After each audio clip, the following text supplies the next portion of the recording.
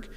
And he is also the regional director for Healing Hands International. So whenever we get the MAGI boxes, they get delivered. Usually Lisa hand delivers them. And so we're grateful for that too, and just the coordination between the two of you.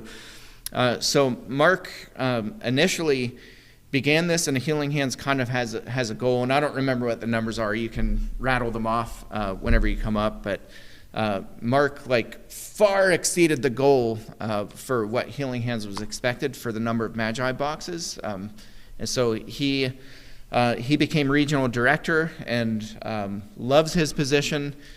Gets to go to Honduras and hand deliver boxes.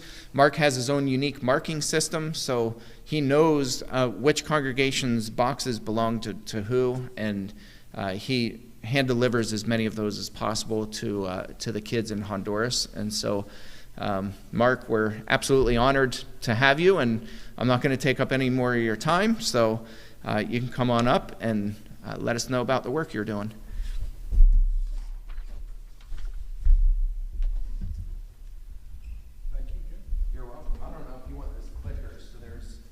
You can advance either way, and then that trigger on the bottom is your laser pointer. Okay, so I'm doing the book of Revelation today, am I?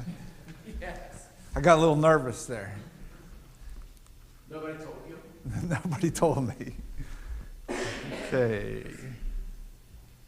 There you go.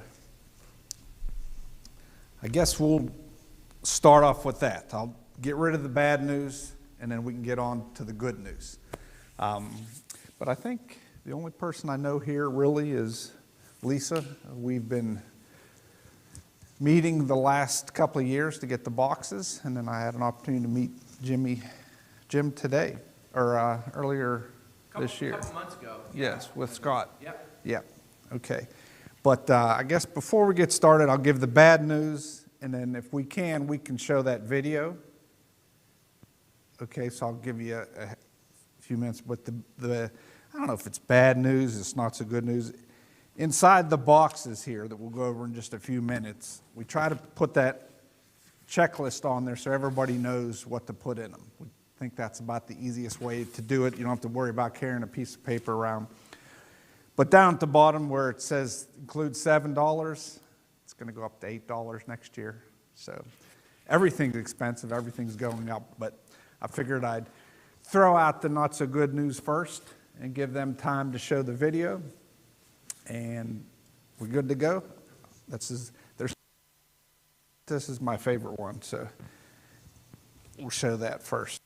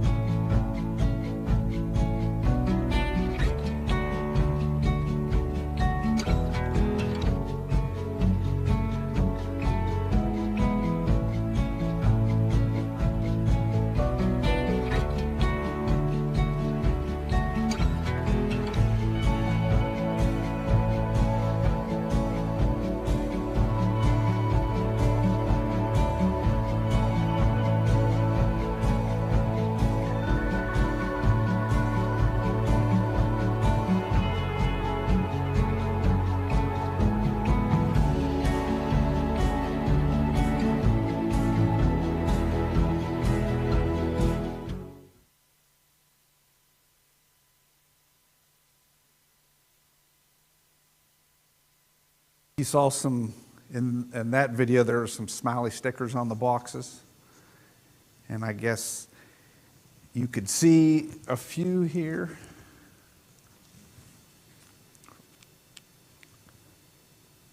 Right there. That's how we mark them, so you can actually see them when we take the pictures when they get to Honduras. So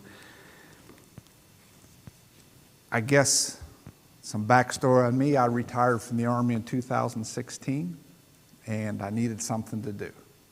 After the government giving me something to do for 27 years, I needed to find something for me to do.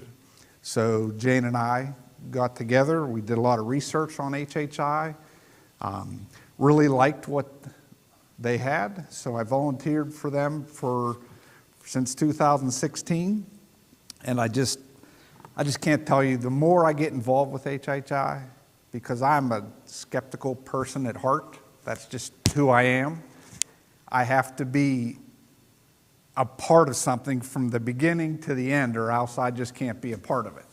And the more I do that with HHI, the more I fall in love with HHI. And I'm not just saying that because I work with them, but I mean, it's just a fact.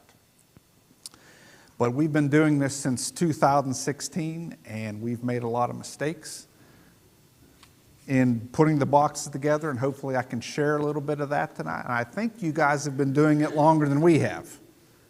Does anybody know what year that you started here in Somerset?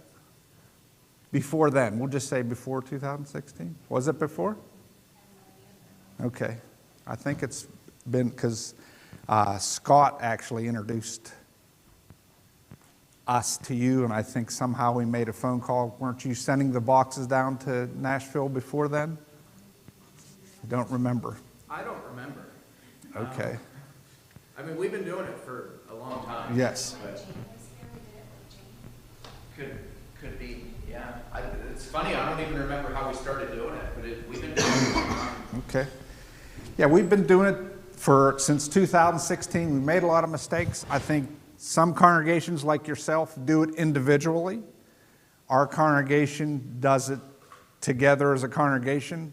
We do everything from the kids blotting the boxes so 3- and 4-year-olds can help out, all the way up to my mother takes, still in part of the presentation when I bring someone up here, but my mother we get all the soap and the soap boxes, and she's 85 years old.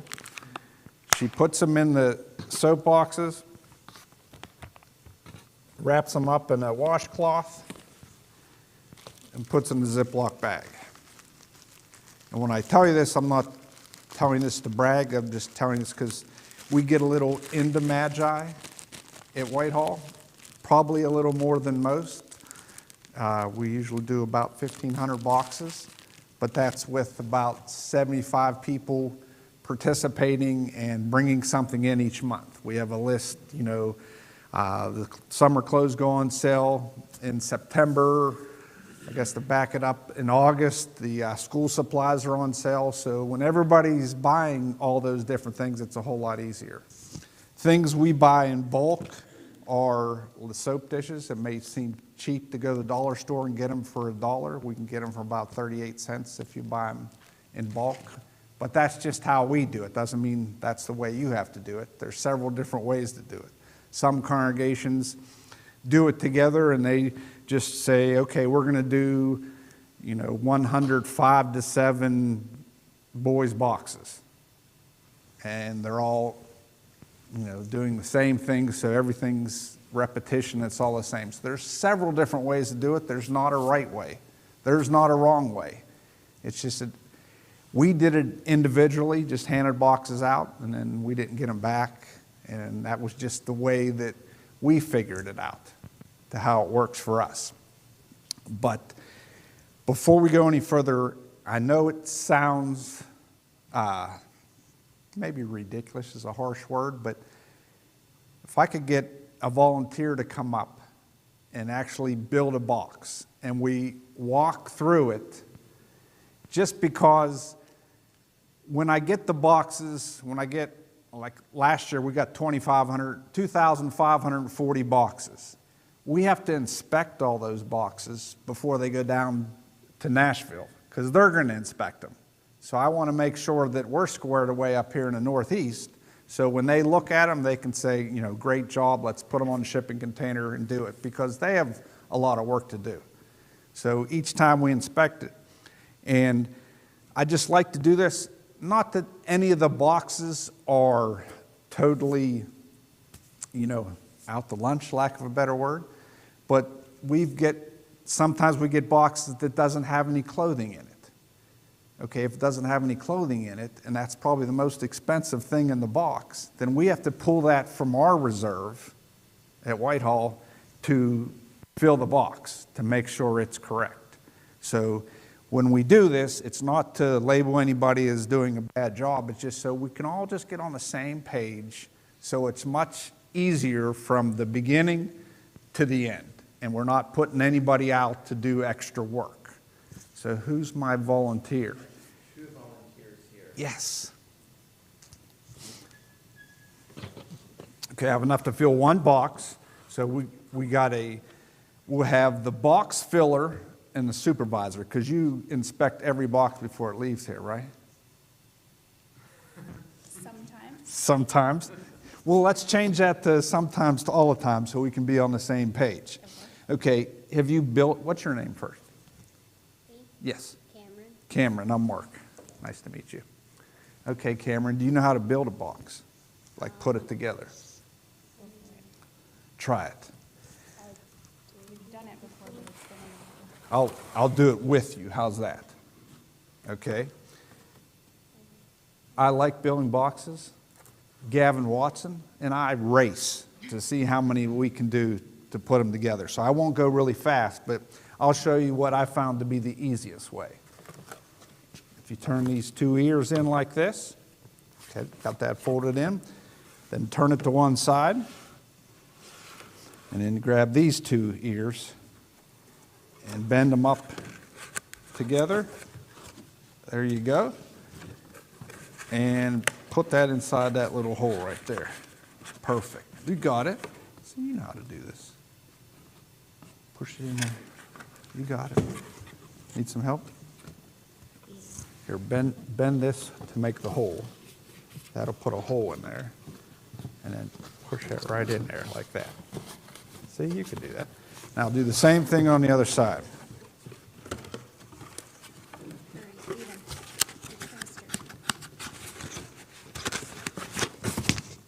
I beat you. Okay. And then I would lay it on the top like this. Okay?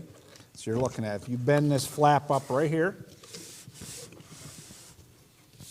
okay, then turn the ears in like this. Now I can do it with 2 hands. I don't know if you can. If you flip just wrap that around there and stick that little lip in the hole. Yeah. Now I dub you the box maker here at Somerset. You are the box maker. Okay, and that's all it is. Okay, I'll set this one aside.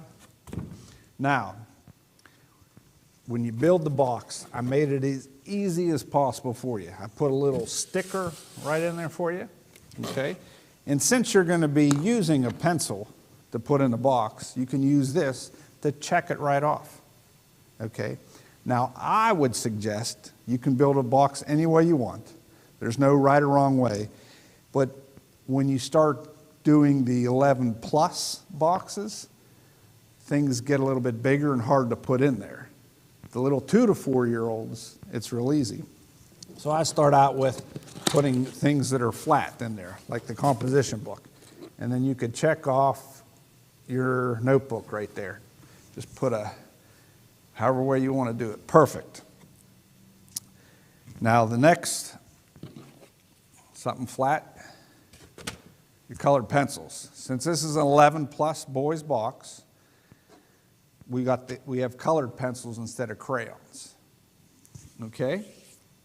And then, now something that we do at Whitehall, you don't have to do it, we found it easier because we have work days when everybody comes in after we've collected certain things for a few months. and we put them together. Now we take the outfits and we roll them together.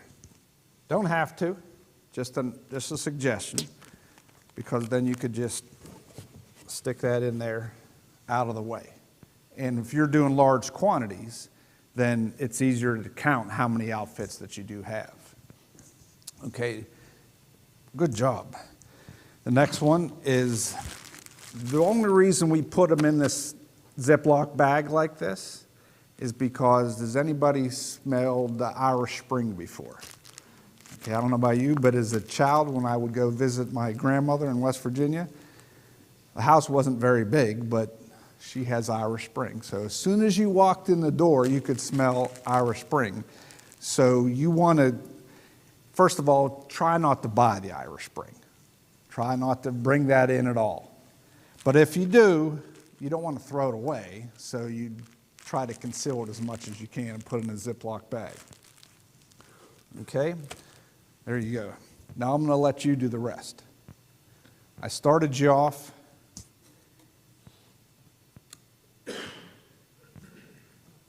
There you go. We're going to let him get started there as we go. But the point I'm trying to make is, whenever you do it, I think is just, it's something that the entire congregation can do. Doesn't matter if they're 4 years old or my mother's 85, who's the oldest who participates. Everybody has something to do. You know, and if they can't even come in for a work day, everybody that can come in for the work day can work together. There's another lady, Shirley. She's 75 years old. She takes all of the toothbrushes, rips that packing off of it, and puts it inside the case. So that gives her something to do, and she feels a part of it. Another lady, Holly, sharpens all of her pencils and puts erasers on the end of them. Okay? Doesn't mean you have to do that. That's the way we choose to do that, because we get a lot of our pencils donated. So we have a lot of pencils. We put 4 of them in each time. You can put an eraser in too if you choose. A pencil sharpener. I guess the biggest thing, let me have this back here before I get to that. The biggest thing is how you do it, okay? You just decide how you want to do it. We take water bottles and come in on a work day, and we put the toothpaste, the toothbrush and the toothbrush holder, the pencils, the erasers, and the pencil sharpeners inside a water bottle that they can use down there, but all the little things are set aside, and you don't have to think about them. Okay? But when you're doing it, just find a way that fits for you, because some people get overwhelmed in just packing a box. Some people just can't wrap their head around that it's that easy, and that's okay. Everybody's different. Some people get worked up. The biggest thing I want to talk about, when you get a package of underwear, don't put the whole package in there. Just put 2 of them in there and then use it for another box. If you get a package of pencils, don't put the whole set of pencils in there. Just put 3 or 4 of them in there. Don't put the whole package of Band-Aids in there. Because I'll just be honest, when it comes to us, we're going to take those out, set them aside so we can build another box with all the extras, if that makes sense. So, again, there's nothing wrong with sending 8 pair of underwear in there, but then that could stop you from putting all the other essentials in there. So just put in what's on the essentials list there, okay? And think like a child that's in a third world country, okay? They don't need 14 Hot Wheel cars, okay? Now, believe it or not, we've been to places where they haven't even seen a vehicle. So they're not even going to really know kind of what to do with that. I mean, they're kids, they'll figure it out, but I know it's hard to realize, but they live out there where they don't have much of anything. Almost done? Okay, you got all the essentials done, almost. That's perfect. So go ahead and put in, whoops, we'll put these in here because I stole your water bottle. You can check off the candy.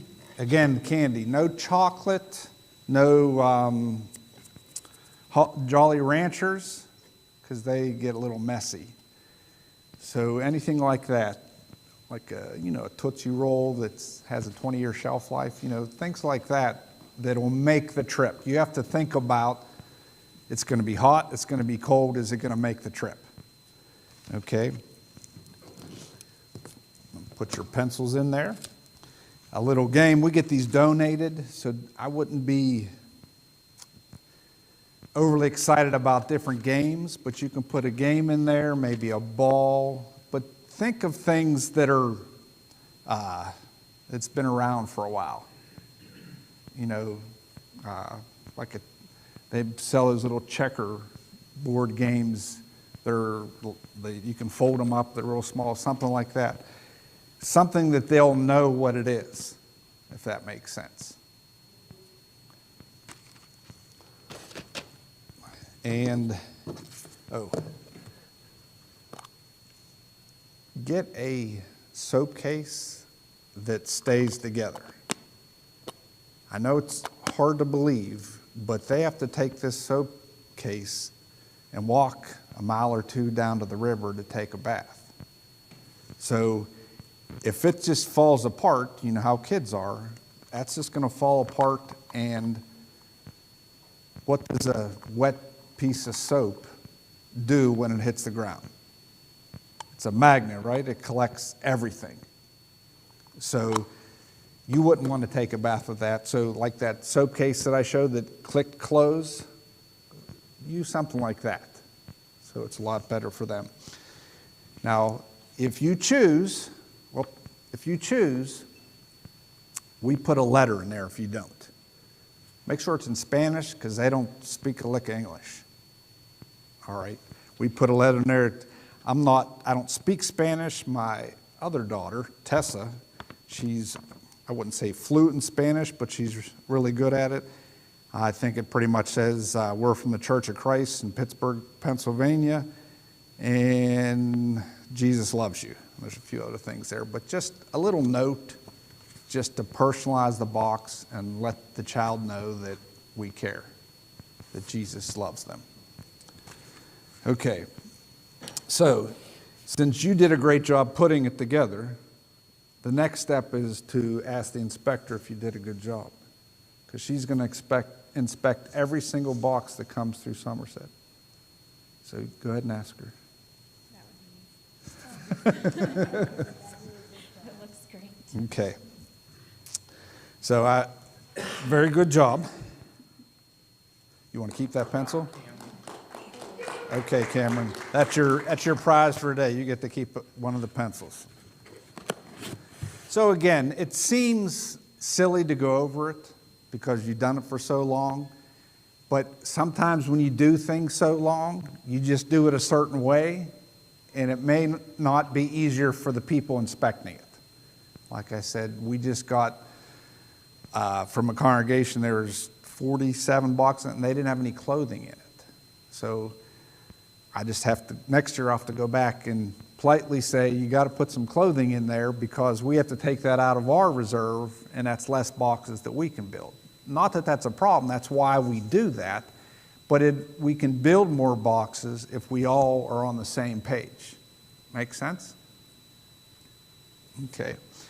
And again, the water bottles are entirely up to you. That's just something we chose to do because we have a larger quantity. It's easier to put all the little tiny stuff in there and it's set aside. Okay. I guess the next big thing I want to point out, and you see it, and I'll show there'll be more pictures during the sermon time, but I have to find some way to mark those boxes. We've done that way in the past. This past year we did it this way. But when we're building all these boxes, and inspecting yours, I have to have some way to mark them so that the next time I come back here and see you, I can show you those boxes that you put together could be one of those boxes. Now, rarely, because they just don't open their boxes till they get home. They're very humble people. They don't want to, one child to be upset if they see something else in another box. But rarely I'll get one of the children aside with their parents and we'll open the box. And sometimes I'll show them. Do I have them here? I think it's in the sermon time pictures. There's one right there. Oh, stickers come right here. This is actually the Watsons, another family that's at Whitehall. We just happened to open the box up there, and this is the card that they made, so we knew it was theirs. So if you want to put something like that in, and if I have an opportunity, that'll even make it, just bring it all together, from the person who built it to the person who received it. And I think there's a blessing in both. There's a blessing in giving just as much as there is in receiving.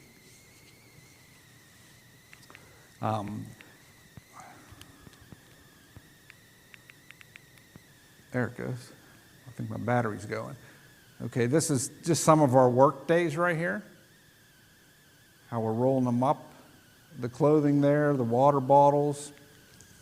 Over here, this is actually the first place that I went to in 2000. I think it was 18 was the first year I went. It took us over an hour to go from the hard road up this bumpy dirt road to the top of the hill. And I'm not sure if these children ever leave the top of the hill their entire life. There's the church building that's just right down the road, about 100 meters or so. This place here's pretty neat. The Navy had to take us to the island in the morning because the tide was in. And then when the tide went out, we were able to walk off the island. So just neat different things. I'm not a touchy-feely kind of guy. You can ask my daughter Jocelyn. My wife will tell you for sure. I don't really get worked up too often, but I don't know. The MAGI project gets me a little worked up, but when I'm down in Honduras and I see those children with nothing, absolutely nothing, it just overwhelms you. Last year when I went down, we had just finished collecting all the boxes in the warehouse. And what we do is the list comes in from the ministers, okay? And when the list comes in, we go in the warehouse and we pick out whatever age and gender that we need. And then we put them in the trucks and we go out there. We went into this one church building and I must have handed her the box. I vaguely remember because you hand out hundreds and hundreds of boxes. And when we were all saying goodbye and leaving, I had almost made it to the truck. And this little girl came out and just hugged my leg and wouldn't let go. And I thought I could make it to the truck, but I didn't. I get down on my knee, gave her a hug, but it just, I don't know how to explain it. It's just to see how they live and what that little box will do. Because they're getting a gift. Hopefully we're doing our best to let them know that's a gift from Jesus. It's not a gift from us. We just want to show the love of Jesus to as many people as we can. And that's the whole point. I think I ask this question every single time. I think everybody gets it right, but do you think this box will save anybody? Do you think this box will save anybody? No one's answering. Not in itself. Correct. The box itself won't save anybody. But what are we called to do? We're called to show the love of Jesus, to show the face of Jesus to as many people as we can in the world, right?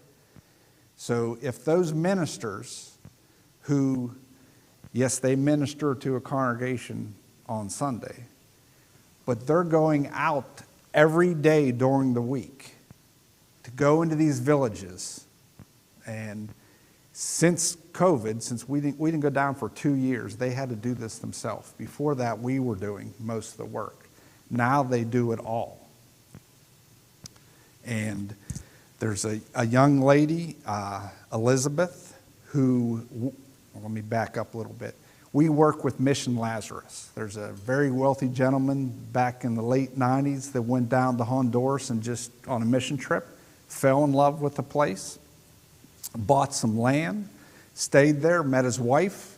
She was a nurse that was on a mission trip down there.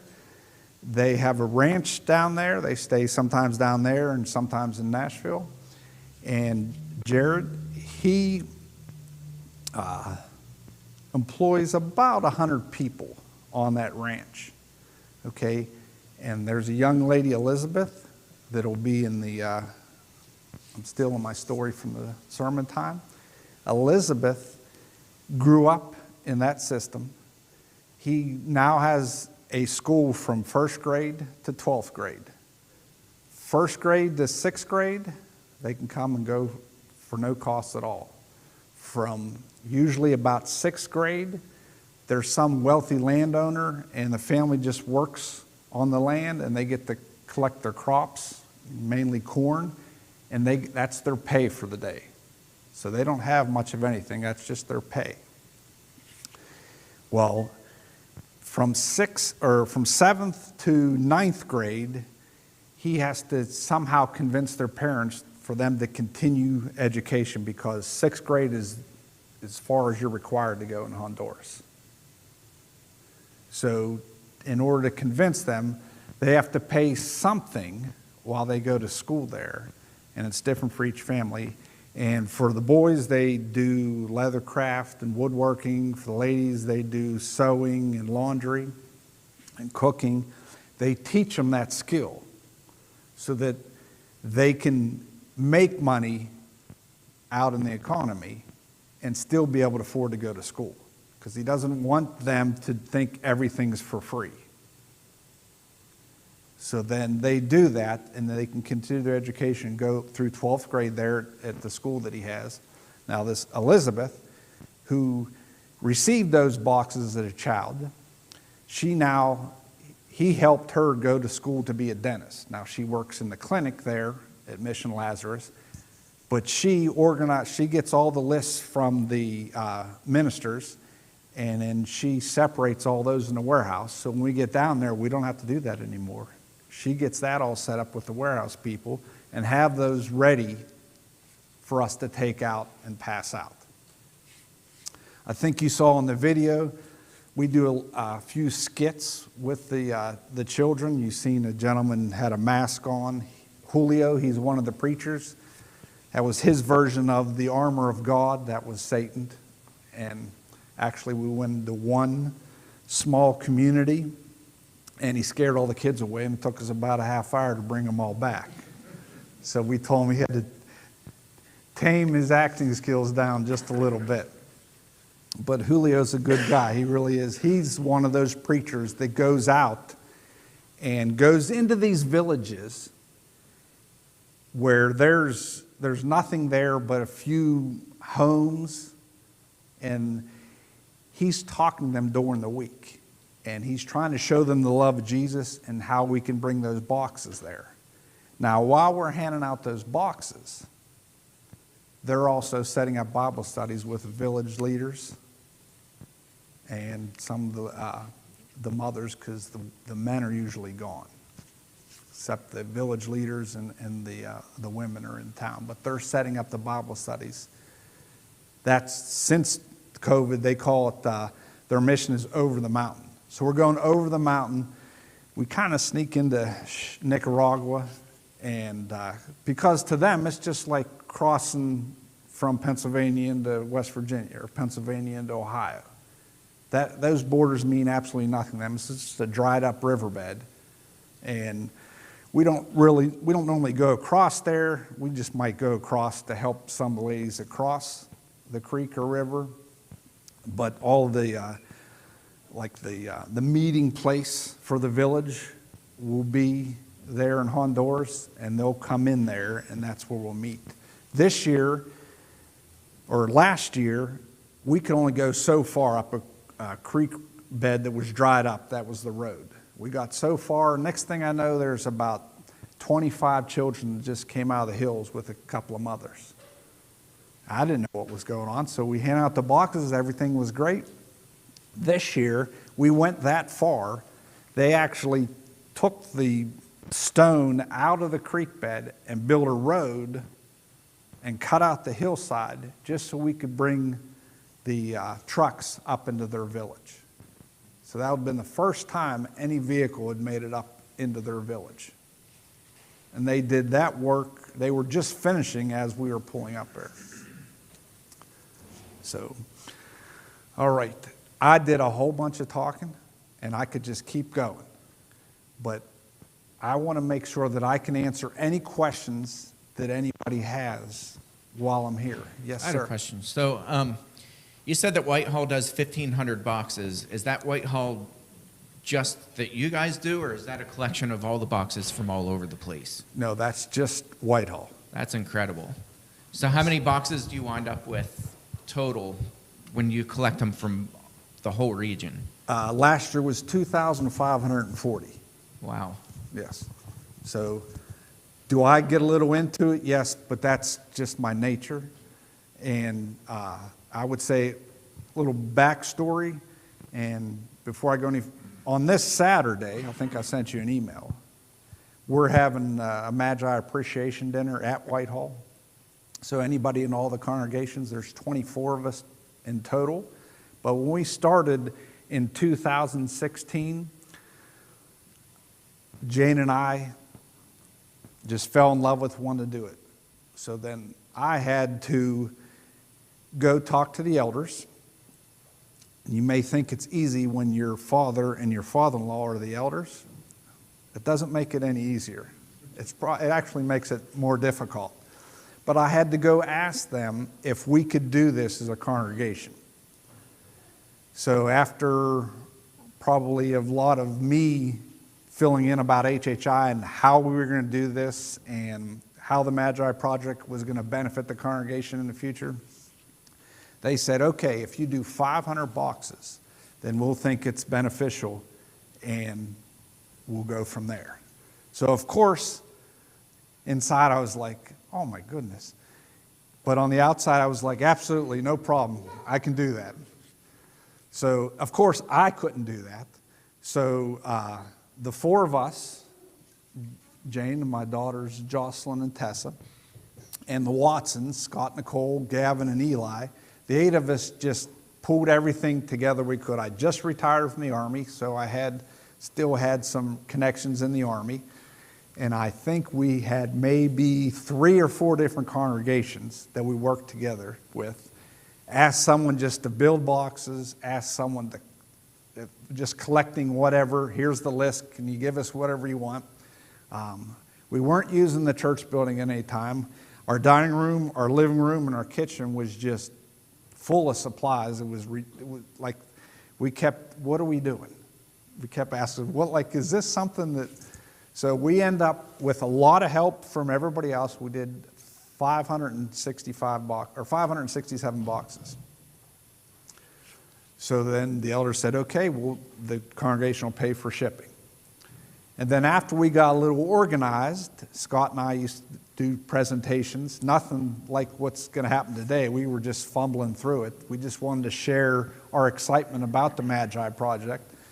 So from 2016 to 2023, we did 2,540 boxes. And I want to point out too, I say this all the time here, we're a small congregation. Yes.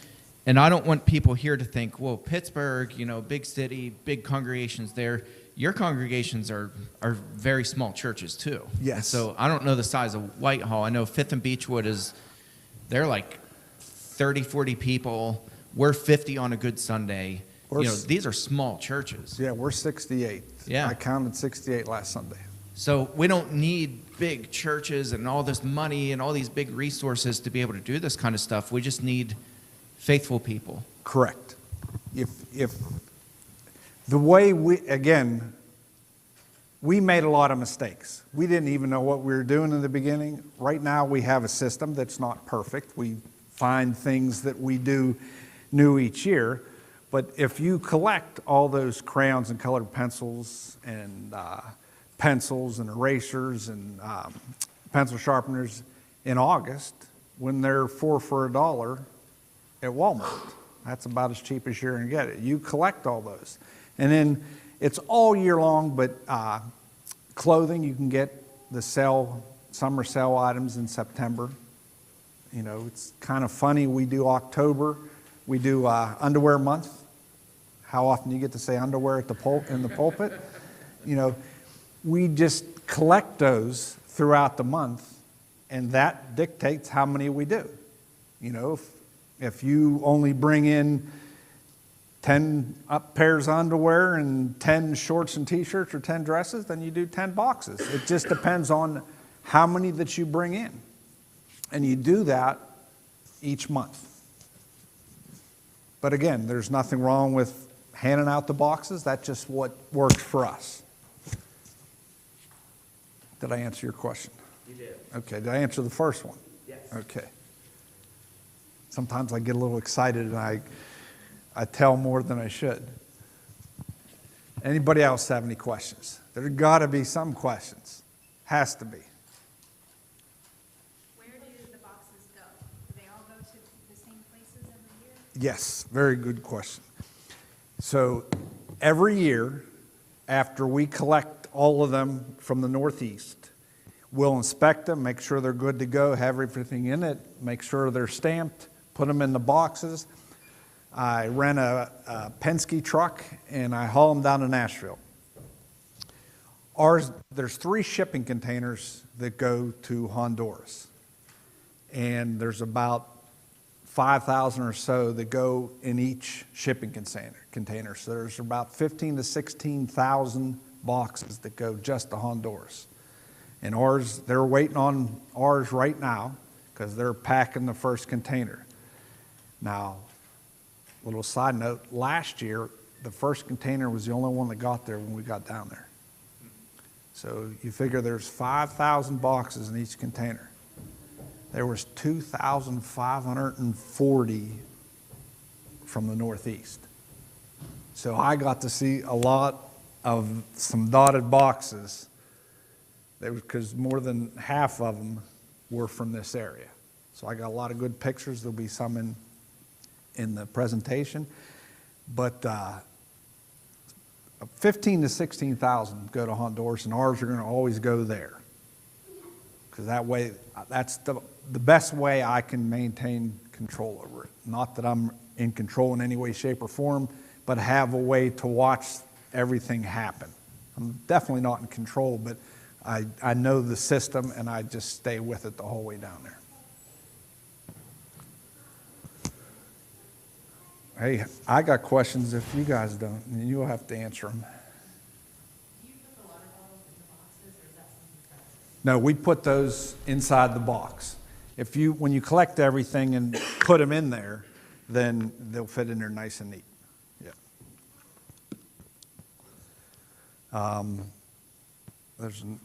I think we get them for, if I'm not mistaken, they're not quite $2 a piece, I think, when we buy them. And if you want to get in with us, that way you can buy them bulk. We might be able to get them cheaper if we all buy them together. So just an idea. Mark, this isn't a question, but it's, I think, it's important for everybody to know, too, because we're deeply involved in the wells. We have our wall back there with the picture of wells. Yes. We have 2 more that we funded last year that will be on that wall once Joe Smith gets the information back to us about those wells. But Healing Hands, they do the wells. They do the MAGI project. They do an agricultural project where they teach people how to farm and how to do it efficiently. There's a whole host of programs that they do all over the world that literally are saving lives. And wrapped up in all that, they're teaching people the gospel. Like, Correct. that's the one thing. They don't want to just be a humanitarian organization. They want to teach people Christ. Correct. And so, going back to the small church, small organization, I remember when Dave and I had lunch with you and Scott said, if you visit Healing Hands International in Nashville, Right. you will be very underwhelmed. It's just it's a super small building. Yes, There's a handful of volunteers that come and go. yes. And the amount of work that organization is able to do is absolutely phenomenal. It's just breathtaking. So, like, we should never get discouraged that we're a small group of people and that we lack all the resources that, all these big organizations do, because that's just not reality. Exactly. I'll go over that in the presentation, all those different missions that you were talking about. But they have full-time people in country. And I couldn't even begin to know, because I'm I guess a little partial to Honduras, but in those countries like Kenya, there's a full-time person there that's from Kenya, which is smart, because it's one thing for the Americans to just come in over and just, this is how you do it, and we have a bad reputation of doing that, and just go in and taking over and doing everything. What I like about Honduras now is they do it. What I like about the different countries, we'll just use Kenya for an example. There's a gentleman that is employed there full time, and he does that teaching. So, one, you're building trust, and there's someone in that country. It's not an American coming in and shoving down information. It's a person there that you already know that's teaching. And it's easier to transfer funds that way. It's easier to bring that education to them. I knew you had to stop me. So. Yep, I think we're up on time here. Okay. I'll try to give you a whole lot more later on during the presentation. Thank you, Mark. Okay. And if you have any questions, I know no one asks any questions, but feel free to ask questions afterwards, during the fellowship meal, just anytime. Okay. Thank you.